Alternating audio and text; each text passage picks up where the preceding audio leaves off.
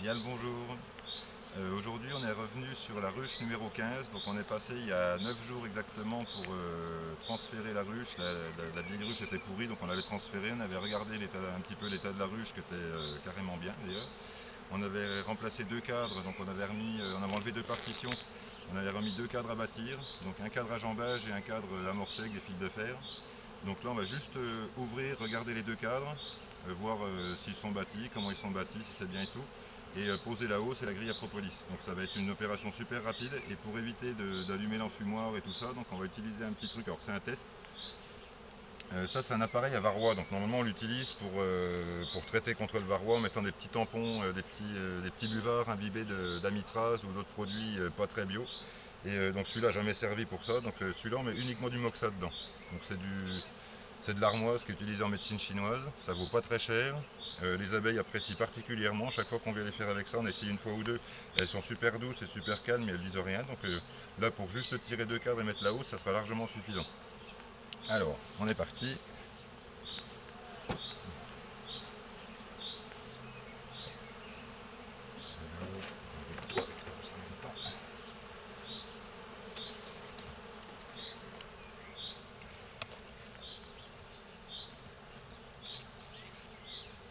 Alors, on va bien.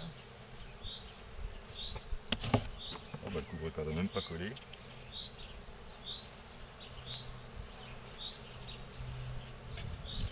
J'ai pas de mémère dans le couvre-cadre cette fois-ci.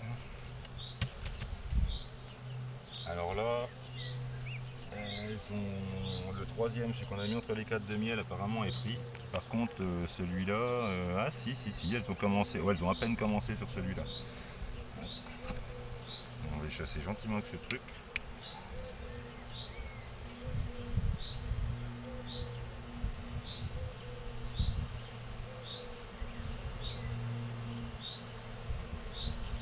Alors c'est pas très toxique, hein.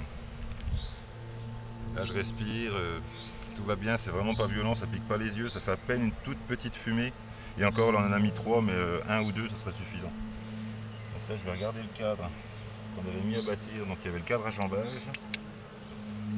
Et celui-là, donc celui-là à mon avis, il est à peine attaqué. Ah, elles ont commencé. Donc 9 jours, bon.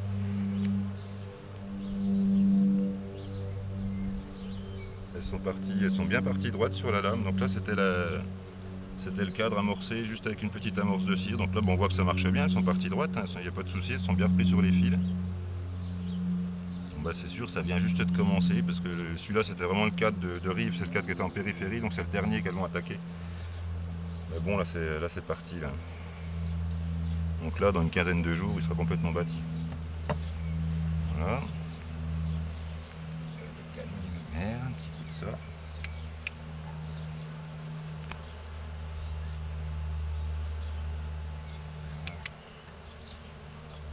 C'est vraiment doux ce truc là, c'est bien, et ça sent bon en plus, ça sent super bon. Normalement elles n'ont pas dû propolisé, je pense encore. Avec une pousselle.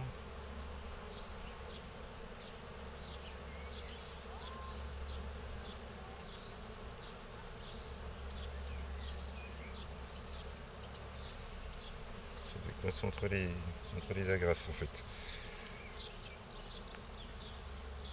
Donc là, bah, elles bâtissent, c'est de l'ouvrière au-dessus apparemment. Et ça serait du faux bourdon en bas. Oh, qu'elles ont l'air d'être grosses ces alvéoles. Ah non, elles font du faux bourdon aussi là. Oh les vaches. Attention, ouais. Oups, ouais.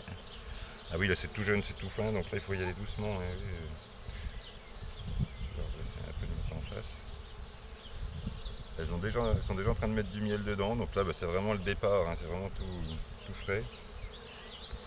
Je le remets tout de suite dedans, on les embête pas plus longtemps que ça, c'était juste pour voir un petit peu ce que ça allait donner. Donc je pensais qu'elles attaquaient au-dessus et une fois en bas faire la barre du bas, et en fait elles partent directement dessus aussi. Et là il n'y a pas d'amorce sur la barre du bas et elles partent droit tout pareil. De toute façon elles sont entre deux cadres droits, donc elles peuvent pas faire autrement.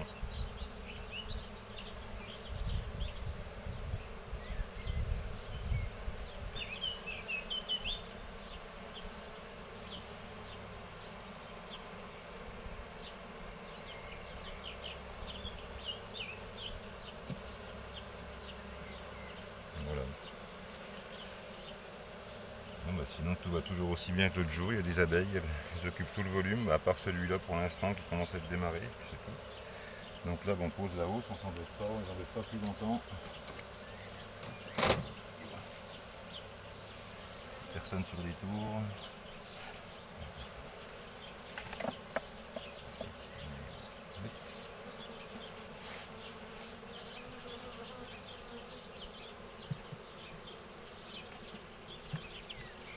Yes. Même pas un quick, rien. Alors je vais les centrer un petit peu parce qu'ils sont... Alors les cadres ils sont tous tassés là-haut, ça a beaucoup de jeu. Les cadres je peux les aguer comme ça. Et si je les laisse tout d'un côté, le problème c'est qu'elles vont me faire des ponts de cire d'un côté et de la propolis de l'autre et j'aurai beaucoup de mal à sortir les cadres. Donc là pour pas qu'elles décollent, je vais les centrer, mettre à peu près autant de chaque côté. Donc là ça doit faire à peu près 10 mm de chaque côté à peine, donc là c'est bon.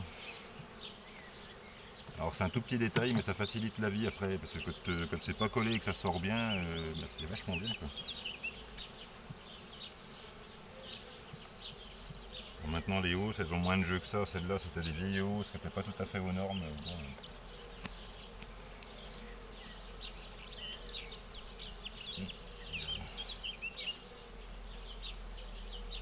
Voilà, les grilles.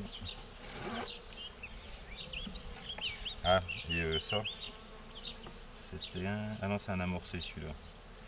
Alors là, pour ceux qui n'ont pas vu la première vidéo, on a mis des cadres sans fil de fer, sans plaque de cire gaufrée, sans absolument rien. Juste une petite amorce de cire coulée directement avec un petit morceau de bois. Et ça, normalement, elle devrait construire... alors si elle colle sur les bords, ça pourra peut-être passer à l'extracteur. Et sinon, si ça pendouille, on enlèvera, on fera du miel pressé avec, on le tirera au pressoir. Donc je leur ai placé là-dedans et pour les reconnaître, on leur a mis une petite punaise parce qu'une fois qu'ils seront tous bâtis, on ne pourra pas différencier ceux qui ont du fil de fer dedans de ceux qui n'en ont pas. Par contre, il y a plus de... tous les cadres sont sans cire gaufrée là normalement, sauf exception. Hein. Celui-là peut-être. Ouais, celui-là a eu de la cire gaufrée. Mais sinon la plupart, on met un cadre vide entre deux cadres bâtis et en général c'est bâti dans le bon sens, il n'y a pas de souci. Allez, on rebouche. Donc voilà, on n'est pas super pressé vu qu'il fait chaud, il fait bon. On risque pas de refroidir la ruche, donc bon, il n'y a pas d'urgence.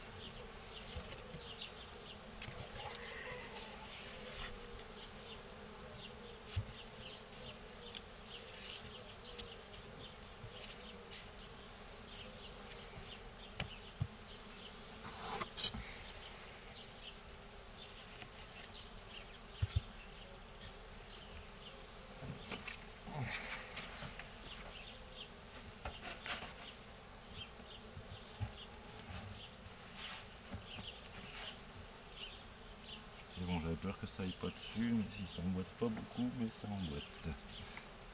Là si ça va. On n'avait pas remis le fil de cuivre. On n'a pas remis le fil de cuivre, ouais, t'as un tournevis? Oui. Alors une chose aussi, parce que on n'a pas fait grand chose sur la ruche, on va remettre ce fil de cuivre là, et je vais en profiter pour en parler un petit peu. Ça aurait une influence sur le varroa. Donc on a mis ça en test l'an dernier, donc sur des ruches qui n'ont pas été traitées. Sur les ruches qui n'avaient déjà pas beaucoup de varroa, il n'y en a pas beaucoup, et sur celles qui avaient déjà beaucoup de varroa, ça n'a pas changé grand chose. Donc pour l'instant, l'utilité du fil de cuivre, je la mets encore entre guillemets, parce que c'est pas encore bon. On verra à la fin de l'année, quand on fera les comptages après la récolte en fait. On verra à ce moment-là et on comparera par rapport aux chiffres de l'an dernier, voir s'il y a une différence. Donc là je vais remettre le fil de cuivre. Donc le principe du fil de cuivre en fait c'est qu'il dégage des ions cuivre au passage des abeilles et que les ions cuivre sont... enfin le varroa n'aime pas du tout le cuivre, paraît-il. Donc à voir. Une autre chose c'est que moi je l'ai relié à la terre. Puisque les abeilles sont chargées, quand elles volent, elles se chargent positivement avec des ions positifs donc. Et quand elles se posent sur une fleur, le pollen qui est négatif se colle sur l'abeille. Et je pense que ça doit aider aussi, alors c'est une théorie à vérifier, c'est complètement une hypothèse, que le varroa se sert aussi de cette électricité statique pour se tenir sur l'abeille. Donc au passage si l'abeille passe sur le fil de cuivre, en fait elle se décharge, elle devient neutre et normalement n'a plus d'électricité statique et d'après moi uniquement, le varroa pourrait peut-être être un peu moins accroché, quoi. ou on va avoir du mal à remonter dessus. Bon, ça reste de la théorie. Donc le fil de cuivre, on va le remettre. Donc c'est juste un fil. Donc là, il est relié à la terre, mais là, il y a pas mal de gens qui font ce test-là aussi, qui ne le relient pas à la terre, ou qui mettent une petite tôle de cuivre devant la ruche. Donc bon, là, on va remettre le fil. Alors, si elles font comme d'habitude, en général, quand on met le fil, elles s'y intéressent. Elles viennent tout de suite dessus, elles se frottent dessus.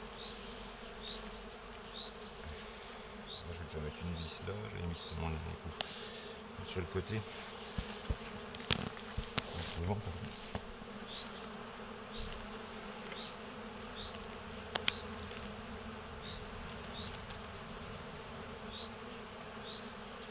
À ce niveau-là. Voilà, on accroche d'un côté.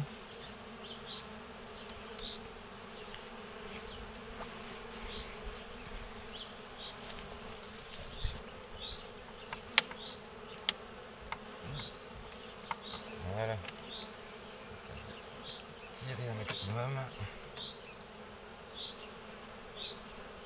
Et voilà. Je fais 2 tours autour de la vis. Et voilà, donc là normalement les abeilles qui vont rentrer vont toucher le fil. Et en principe donc se décharger un petit peu d'électricité statique qu'elles ont sur elles et peut-être déranger le varroa, mais ça on vérifiera. Alors par contre quelque chose qui a l'air plus efficace, c'est les aimants. Et ça c'est... là par contre je vois vraiment un résultat, quelque chose, c'est que les abeilles qui ont des aimants sont la plupart du temps plus douces que d'habitude. Et elles se portent en général mieux que les autres ruches qui n'ont pas d'aimants. Donc il se passe vraiment quelque chose. Si je peux essayer d'expliquer ça en termes humains pour qu'on puisse comprendre, c'est en fait les abeilles sont sensibles aux ondes électromagnétiques. Donc ce qui dégage les ondes électromagnétiques, c'est tous les appareillages électriques dégagent des ondes électromagnétiques. Et en plus les lignes haute tension et toutes les ondes radio, Wi-Fi, 3G, 4G, 5G, enfin tous ces trucs qui sont pour les abeilles comme des bruits. Alors essayez d'imaginer que vous entrez sur un chantier où il y a des marteaux-piqueurs, où il y a des machines qui tournent, où il y a un truc qui fait un bruit phénoménal, et que vous rentrez dans le bureau du chef au milieu qui est insonorisé, où d'un seul coup tout ce vacarme s'arrête, et en fait les aimants ça fait un petit peu ça pour les abeilles. C'est-à-dire que les abeilles quand elles sont dehors elles entendent beaucoup de bruit entre guillemets, donc d'ondes électromagnétiques qu'elles reçoivent et qui les perturbent. Et quand elles rentrent dans la ruche, par contre, c'est comme si d'un seul coup il y avait un silence total.